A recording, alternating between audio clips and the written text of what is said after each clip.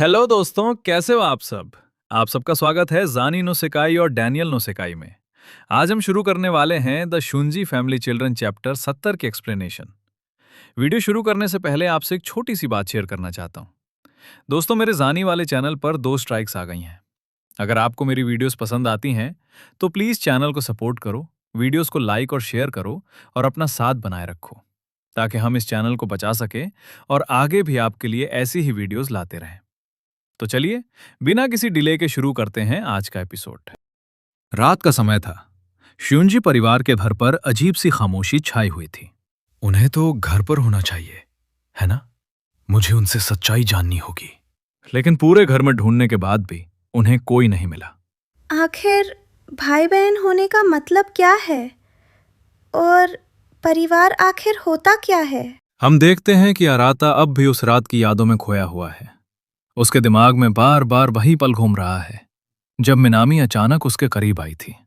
खामोश माहौल में मिनामी ने अपने जज्बातों को और नहीं छुपाया और अराता को किस कर लिया। ये सब इतना अचानक हुआ कि अराता कुछ समझ ही नहीं पाया। अब उस एक लम्हे की याद अराता के दिल में कई सवाल और उलझाने पैदा कर रही है। हम देखते हैं कि अराता उस पल को अपने दिल और दिमाग से निकालने की कोशिश कर रहा है। वो अपना चेहरा धोता है, लेकिन मिनामी की यादें उसका पीछा नहीं छोड़ती। अराता सोचने लगता है कि अब तक जिन बातों को वो सिर्फ अफवाह समझता था, शायद वे सच साबित हो रही हैं।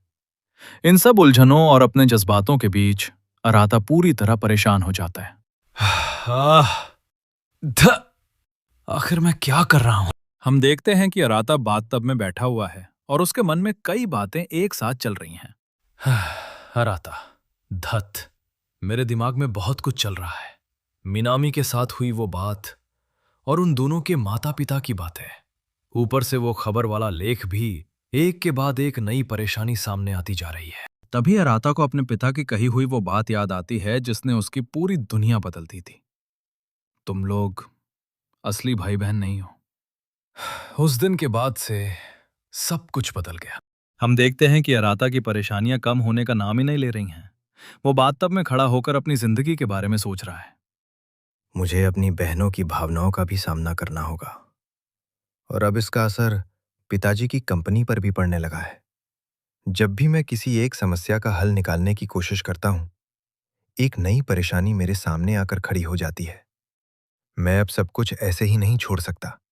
इन सभी बातों का बोझ अराता के दिल और दिमाग पर लगातार बढ़ता जा रहा था।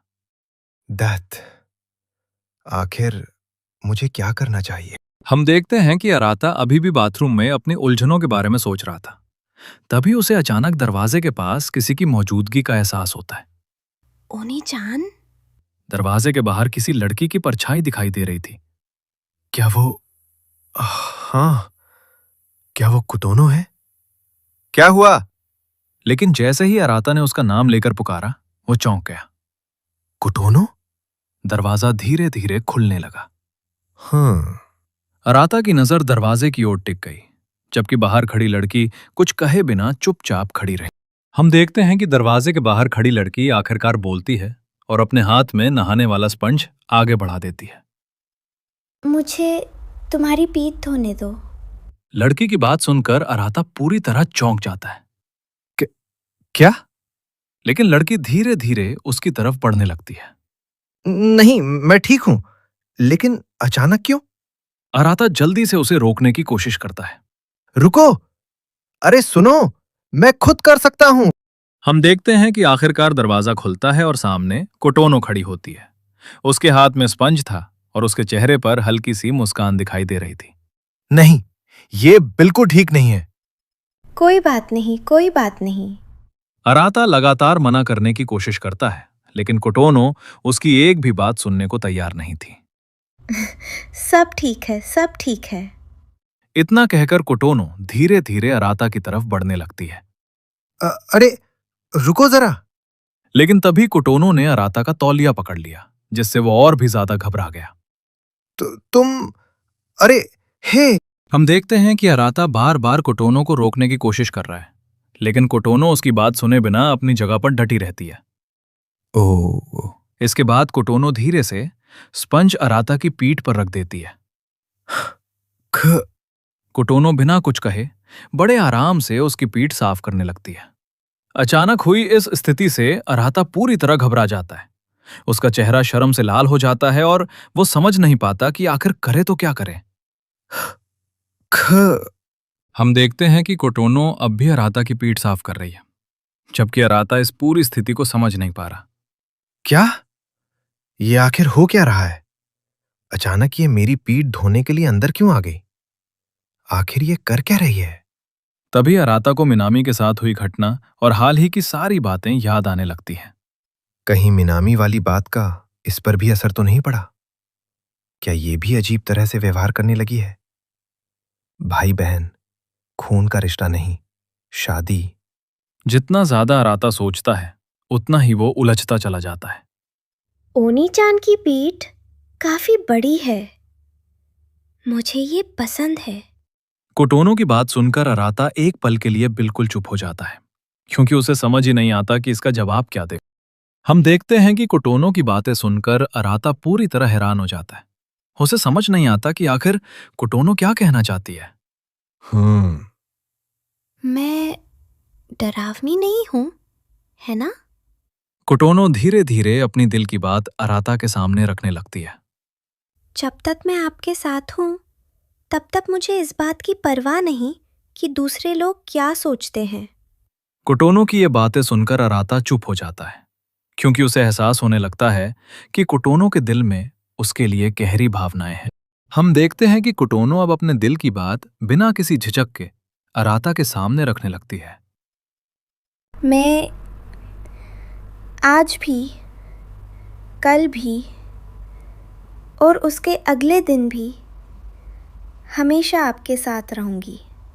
कोटोनो की आंखों में अपने ओनी जान के लिए सच्ची भावनाएं साफ दिखाई दे रही थीं। वो बिना किसी हिचकिचाहट के अपना साथ निभाने का वादा कर रही थी। कोटोनो की बात सुनकर अराता कुछ पल के लिए पूरी तरह चुप हो जाता है। उसके चेहरे पर हैरानी साफ दिखाई दे रही थी। समझे? कोटोनो। तभी कोटोनो उसकी ओर देखकर हल्की सी मुस्कुराती है। मैं हमेशा, आज, कल और उसके बाद भी तुम्हारे साथ रहूंगी। कोटोनो की इस प्यारी मुस्कान को देखकर अराता बस उसे देखता रह जाता है। उसके दिल में चल रहा सारा डर जैसे कुछ पल के लिए शांत हो जाता है। कोटोनो की बातें सुनकर अराता के मन का बोझ धीरे धीरे हल्का होने लगता है। समझ गया। वो तो बस मेरा हौसला बढ़ाने की कोशिश कर रही थी। मैं बेवजह ही इतनी चिंता करता रहा। आपको कहीं खुजली तो नहीं हो रही, है ना? है क्या? कोटोनो सच में कितनी ख्याल रखने वाली है। अरे नहीं, मैं बिल्कुल ठीक हूं। मैं आखिर उस पर शक क्यों कर रहा था? मैं तो बिल्कुल बेवकूफ जैसा महसूस कर रहा हूं। कोटोनो, तुम सच में अब बड़ी हो गई हो। कोटोनो चुपचाप अराता की पीठ साफ करती रहती है, जबकि अराता उसके बारे में सोचते हुए भावुक हो जाता है। कोटोनो। ये बात सुनकर कोटोनो के चेहरे पर एक प्यारी सी मुस्कान आ जाती है और उसे देखकर अराता भी अपनी मुस्कुराहट रोक नहीं पाता। दोनों के बीच का ये पल बेहद खूबसूरत था, लेकिन देखते ही देखते रात काफी गहरी हो चुकी थी और तभी सीन अचानक शिफ्ट होता है। अब हम अराता के कमरे का मंजर देखते हैं, जहां का नजारा देखकर किसी के भी होश उड़ जाएं। सेहा इस वक्त बेड पर अराता के ठीक ऊपर है। दोनों के बीच की नजदीकियां इतनी बढ़ चुकी हैं कि अराता का दिमाग पूरी तरह सुन्न हो चुका है और उसकी आंखें सदमे से फटी की फटी रह गई हैं। क्यों ना तुम मुझे भी किस कर लो? हाँ? या? अराता को समझ ही नहीं आ रहा कि वो क्या करे। मीनामी की हरकतों ने अब बाकी बहनों को भी पूरी तरह से उकसा दिया है। आखिर सेहा के इस बोल्ड कदम के बाद अराता का क्या होगा? क्या वो इस सिचुएशन को संभाल पाएगा? इसी के साथ आज का चैप्टर यहीं समाप्त होता है दोस्तों। आपको ये चैप्टर कैसा लगा हमें कमेंट करके जरूर बताना, और आपकी नज़र में आगे कहानी में क्या होने वाला है अपनी थ्योरी भी कमेंट में शेयर करना। साथ ही चैप्टर 71 की हिंदी एक्सप्लेनेशन भी आपको बहुत जल्द इस चैनल पर देखने को मिल जाएगी, इसलिए चैनल को सब्सक्राइब करना और वीडियो को लाइक करना बिल्कुल मत भूलना। मिलते हैं अगले वीडियो में एक और शानदार चैप्टर के साथ। तब तक के लिए अपना ख्याल रखिए। धन्यवाद।